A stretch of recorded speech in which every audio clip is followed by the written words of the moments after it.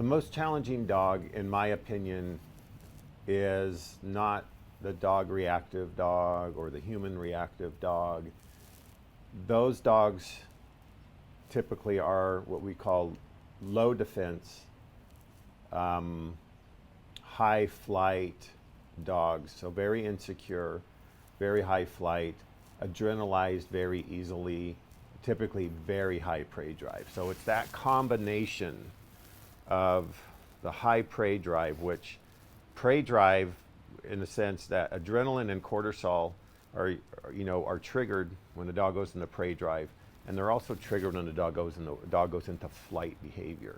The difference is that in prey drive, those two chemicals, those downloaded into the dog's system at the moment it sees a prey. So that is being used to propel the dog forward, right? To push it forward, to chase, to hunt, to catch. In a flight behavior, it's doing kind of quite the opposite. Still chemical download, still same combination, but it's sending the dog away from what is perceived danger. And so this is why it's really critical when you're working with that low defense, high flight, high prey driven dog.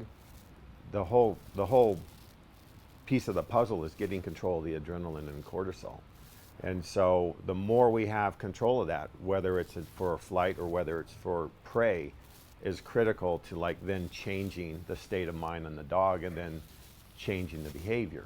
And so a dog I currently have in here is Rebel. This is why I'm doing this video again, is because he's probably one of the most challenging dogs I had in a while because of that combination. And what prompted me to do this video, because his prey drive is very high, and he was being very reactive at home with people and stuff when they were coming in. So he's living in this very over-adrenalized state.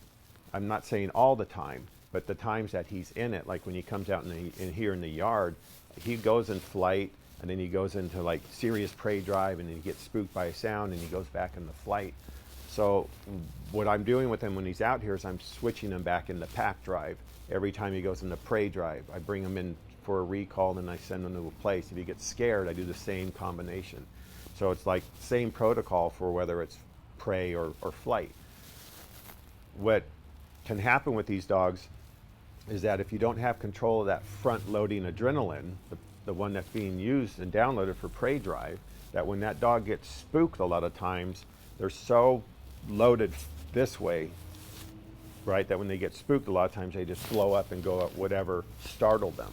They go into a fight behavior, where typically, if we have control of that adrenaline, we're going to have a longer fuse on the dog. So we'll be able to have time to kind of mitigate it before it actually happens.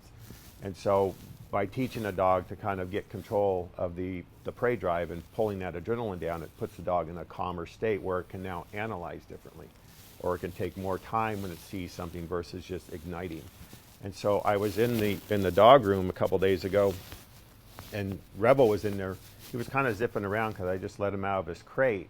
And so automatically his prey drive's going up because he wants to come outside and kind of rip around the yard. I was in his crate wiping it down with like a towel, and I'd sprayed stuff in there. And I was wiping it down, and he came across the room and stuck his head in the crate, and he grabbed my arm, the one that was actually moving. So that's a predatory thing. There was no malice behind it. It wasn't aggression. And he just barely he softly put it on there, and I just went, hey, he went, and he went into flight, he ran away.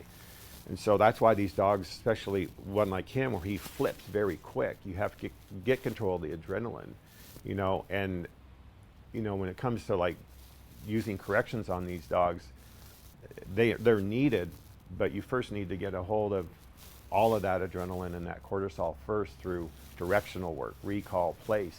And then once that's tamped way down, then when you give a correction, it's not as something that has to be so firm because you're trying to cut through this adrenaline. It could be much softer on the dog, and then you've built more of this pack drive mentality with you, that then those corrections have far more meaning. But if you're trying to correct these dogs when they're in these heightened states, there's a really good chance that some of them will flip into a fight behavior and start redirecting on the handler. So it's just another reason why I did this video again, is because Rebel kind of brought it to my attention. And when he kind of reached in there and grabbed my arm when I was just doing this. But to a dog that's highly adrenalized and has high prey drive, that can be perceived as predatory, like so coming in and trying to grab it. And again, like it wasn't anything malicious. It was just like his brain just flips back and forth really quick.